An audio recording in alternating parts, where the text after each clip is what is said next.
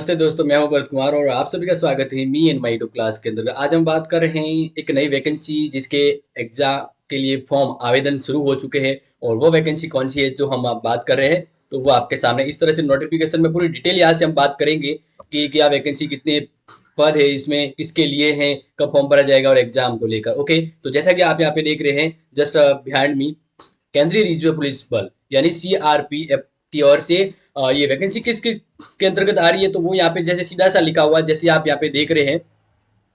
तो यहाँ पे लिखा हुआ है कि एएसआई, एएसआई के लिए है। इसके लिए एक तो एएसआई के लिए दी हुई है, और दूसरी यहाँ पे जो दी हुई है वो जैसे कि आप देख रहे हैं, एक तो पहले एएसआई के लिए हो गई और दूसरी है हेड कांस्टेबल। क्या है?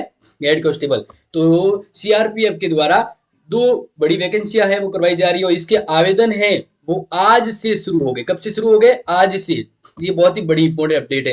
यानी 4 जनवरी से 25 जनवरी तक ये फॉर्म भरे जाएंगे।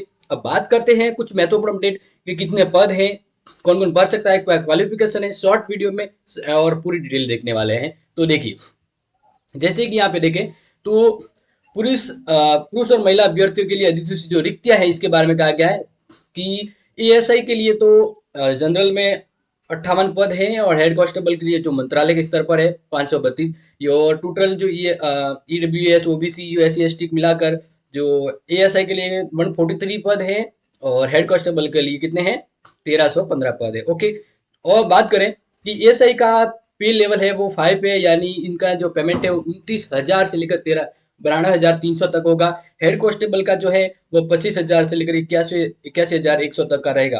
अब बात करते हैं यहाँ पे तो कुछ इंपोर्टेंट, जैसे कि यहाँ पे दिया हुआ है, क्या दिया हुआ है कि 25/1/2023 को, यानी 25 जनवरी को कोई भी व्यक्ति जो फॉर्म भरा है वो 18 से 25 वर्ष के बीच होना चाहिए।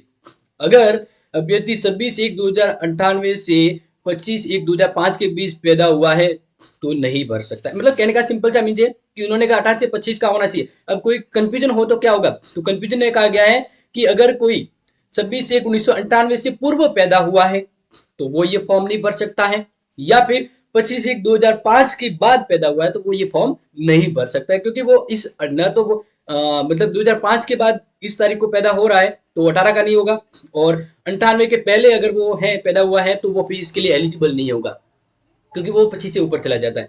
तो ये एक बहुत ही अपडेट दी दी बड़ी कि भाई 18 से 25 वर्ष का है वही फॉर्म भर सकता है। और योग्यता की बात करें तो 10+2 यानी 12वीं पास होना चाहिए, 12th पास होना चाहिए। इसके लिए फॉर्म भरने के लिए यहाँ पे कहा गया है कि http://www.crpfindia.com पर जाकर आप फॉर्म भर सकते हैं। अब इसकी पूरी डिटेल थोड़ा और विस्तार से हम जान रहे हैं, तो यहाँ पे कुछ महत्वपूर्ण अपडेट के साथ यहाँ पे कुछ महत्वपूर्ण न्यूज इसी के बारे में कुछ अपडेट है वो मैं आपको यहाँ पे बता रहा हूँ। तो ये जो इसका जो अपडेट है वो 26 दिसंबर से आया था, लेकिन अब यहाँ पे इसकी जब हम बात कर रहे हैं तो बात यहाँ पे है कि 14 यानी 4/1 से जैसे कि आज से फॉर्म शुरू होने वाला है और 25 जनवरी तक भरा जाएगा, और एग्जाम 25 जनवरी तक ही आपको फॉर्म की फीस भरनी है।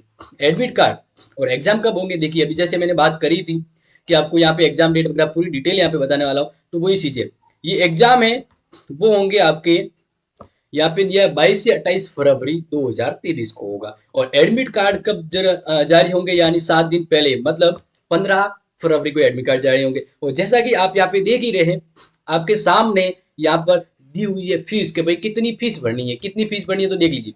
जनरल ओबीसी ईडब्ल्यूएस के ये फॉर्म भरने के लिए 100 रुपये रखा गया है, SC ST 0 और ऑल कैटेगरी फीमेल 0 रखी गई है। तो फीस तो नाम मात्र की और सही है, सब भर सकते हैं इसके लिए जो एलिजिबल है।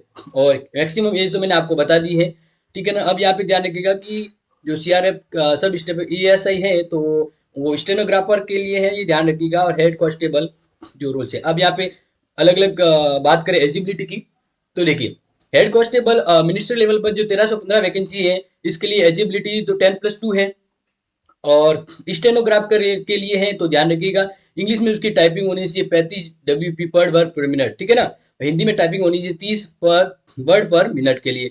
और इसके बाद जो पूरी एलिजिबिलिटी है वो और भी, लेकिन इंपॉर्टेंट ये होना चाहिए कि इतनी एलिजिबिलिटी हो, क्योंकि जब वो CBT लिया जाएगा तब इसमें हो सकता है। और असिस्टेंट सब इंस्पेक्टर के लिए 143, तो यहाँ पे 10+2 ही रखा गया है। और डिक्टेशन जो है 10 मिनट 80 वर्ड पर मिनट होना चाहिए, और ट्रांसक्रिप्शन 50 मिनट इन इंग्लिश और 65 मिनट इन हिंदी, ये एक एलिजिबिलिटी रखी गई है।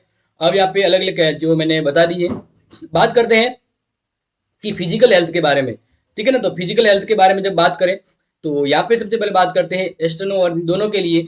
तो हाइट है वो होनी चाहिए अदर कैटेगरी 165 सेंटीमीटर, ठीक है ना। यहाँ पे बात करते हैं अलग अलग जो दी हुई है डिटेल के बारे में, मेल और फीमेल की जैसे बात करते हैं तो 155 सेंटीमीटर होनी चाहिए। एसटी के लिए यहाँ पे मेल की बात करें तो 162 यानी सूट दी गई है, और एसटी फीमेल के लिए 150। और शेस्ट कितना होना चाहिए, तो शेस्ट यहाँ पे कहा गया है कि मेल के लिए 77 से 42 सेंटीमीटर, और जो फिर अपने एस सी एस टी के लिए तो 76 यानी थोड़ा एक छूट दी गई है इसमें, और फीमेल के लिए यहाँ पे चेस्ट की कोई बात नहीं होती है।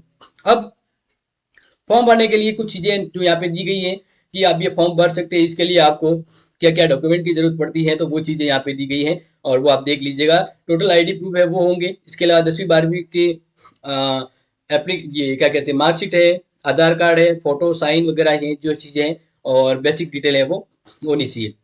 तो ये एक महत्वपूर्ण अपडेट थी जो मैंने आज आपको इस वीडियो के दौरान बतानी चाहिए। तो कैसे लगी ये अपडेट जरूर बताइएगा, और इसी तरह के महत्वपूर्ण अपडेट और कॉलेज के महत्वपूर्ण नोट्स लेने के लिए, कॉलेज की क्लास के लिए इस चैनल को सब्सक्राइब करें और संपर्क करें। तो thank you and have nice day for new update and new video के लिए। Thank you.